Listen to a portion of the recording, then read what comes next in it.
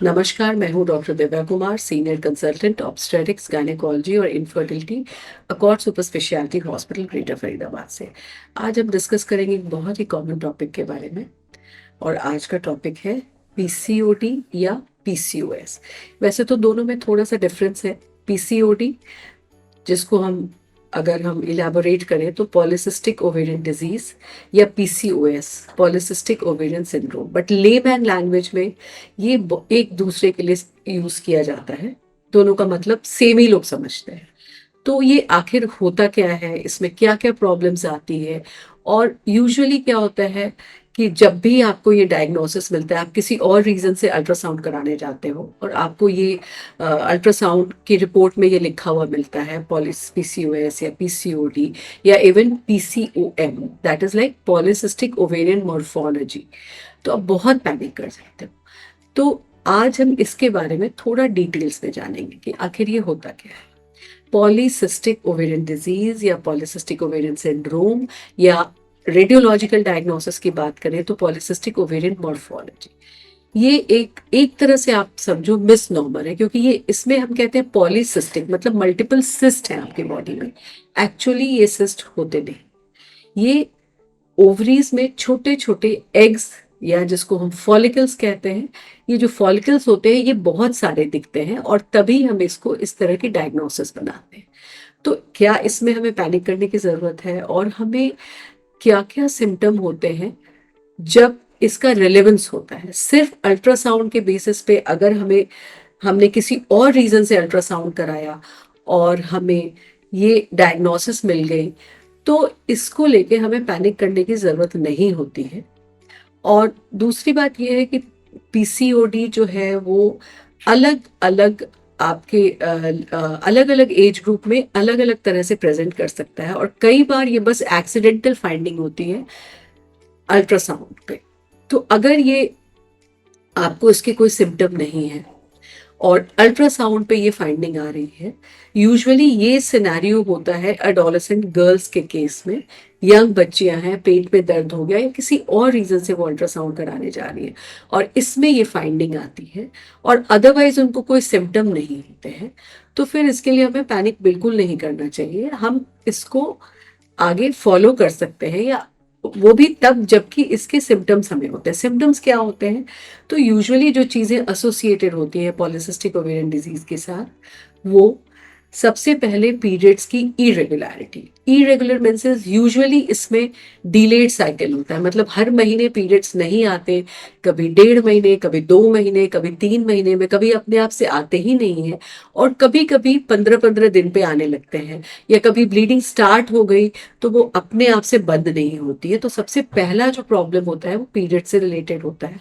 Usually जो body type की हम बात करें तो पीसीओडी दो तरह के होते हैं, ओबीज पीसीओडी, लीन पीसीओडी। ओबीज मतलब ऐसी लड़कियां जिनका वजन बहुत ज्यादा होता है, उनमें पीरियड्स की इरेगुलरिटी होती है और उनमें भी ये देखा जाता है। बट कुछ एक बच्चियां जो बहुत लीन होती हैं, उनमें भी पीसीओडी की समस्या देखी जाती है। तीसरी जो चीज होती है वो अनवांटेड प्लेसेस पे हेयर आना, मतलब मेल डिस्ट्रीब्यूशन हो जाता है हेयर ग्रोथ का, मतलब उनके फेस के ऊपर हेयर आ जाएंगे, उनके अपर लिप पे हेयर आ जाते हैं, चेस्ट के चारों तरफ हेयर आ जाते हैं, और जहां पे बाल होने चाहिए, मतलब जो स्कैल्प में जो हेयर होता है वो हेयर की थिनिंग और हेयर लॉस हो जाता है, मतलब मेल पैटर्न की तरफ ये चला जाता है। तो ये भी एक है। और अगर ये तो जो सिम्टम्स की बात हम कर रहे हैं, सिम्टम्स और साइंस की बात कर रहे हैं, अब अगर हम ब्लड टेस्ट की बात करें तो ऐसे पेशेंट्स में हार्मोनल इम्बैलेंस देखा जाता है। जो पीरियड्स लाने के लिए बेसिकली 4 हार्मोन्स होते हैं जो रिस्पॉन्सिबल होते हैं, एफएसएच, एलएच, ईस्ट्रोजन और प्रोजेस्टेरॉन।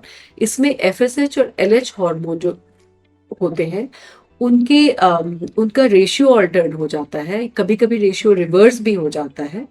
तो ये एक कारण होता है जिसकी वजह से पीरियड्स डिलेड होते हैं।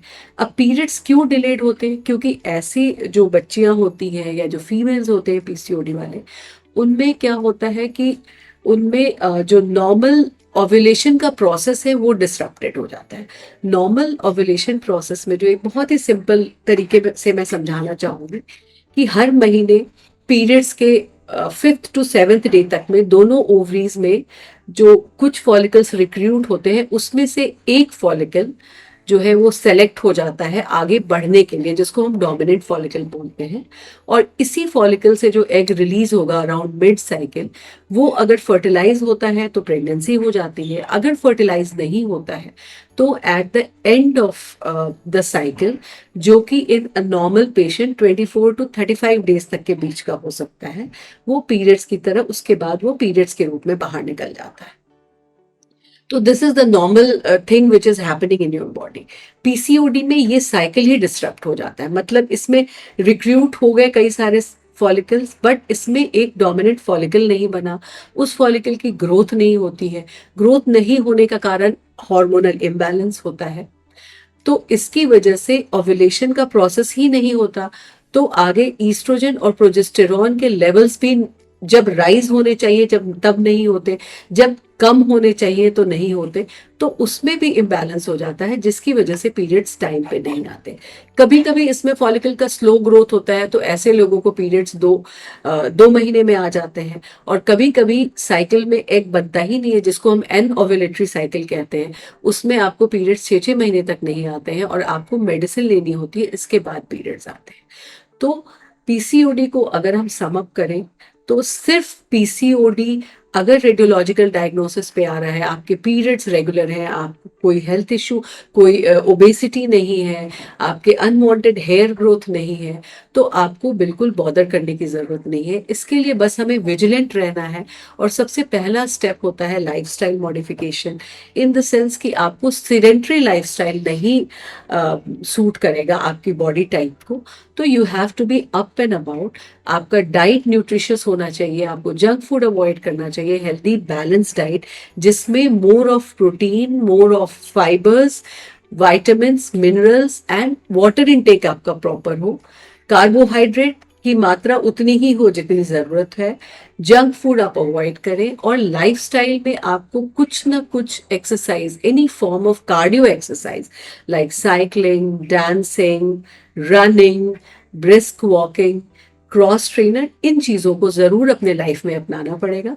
तो ये बहुत ज़्यादा इससे आपको समस्याएं ना आएंगी पीसीओडी की वजह से। और अगर आपका वेट ज्यादा है और तब सिम्टम्स हैं और then you have been diagnose PCOD, तो पहला स्टेप डेफिनेटली लाइफस्टाइल मॉडिफिकेशंस होता है, क्योंकि आगे इसके कई सारे कॉम्प्लिकेशंस हो सकते हैं। फुल ब्लोन पीसीओडी में आपको इनफर्टिलिटी की प्रॉब्लम हो सकती है। Later a part of the life में ये इंसुलिन रेजिस्टेंस होता है, जिससे आपके डायबिटिक होने के चांसेस बढ़ जाते हैं। और एक्सट्रीम केसेस में, क्योंकि ये एक हाइपर ईस्ट्रोजेनिक कंडीशन है, तो इसमें आपके यूट्रस के लाइनिंग मतलब एंडोमेट्रियम में प्री कैंसरस चेंजेस या कैंसर में कन्वर्ट होने के चांसेस नॉर्मल पेशेंट के मुकाबले ज़्यादा होते हैं। तो a healthy diet, active lifestyle, balanced BMI, ये सारी चीज़ें जिनका ध्यान आप रख सकते हो, और आप पीसीओडी को सिवियर फॉर्म में होने से आप डेफिनेटली रोक सकते हो। बट जब भी पीसीओडी डायग्नोज होता है तो सिर्फ पीसीओडी रेडियोलॉजिकल डायग्नोसिस का बहुत रोल नहीं होता।